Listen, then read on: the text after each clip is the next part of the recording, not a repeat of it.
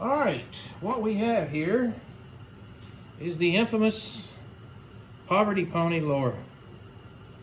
Now, over the years, it seems the main complaint about these lowers is the buffer retaining pin hole being drilled out of spec, thus causing the buffer to impact the retaining pin, causing serious damage to the face of the buffer. However, Anderson seems to have solved this problem. Let's take a look. Now, if you haven't seen my previous video on how I developed a method to measure this clearance, you might want to look at it.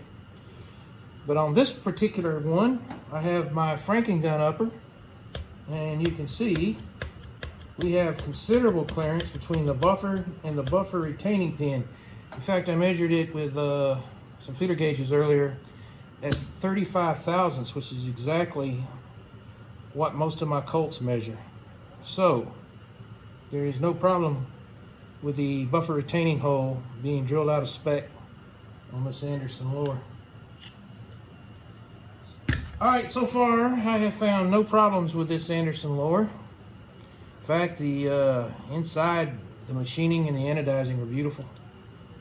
I've done a lot of tests on this lower, so there will be more to follow.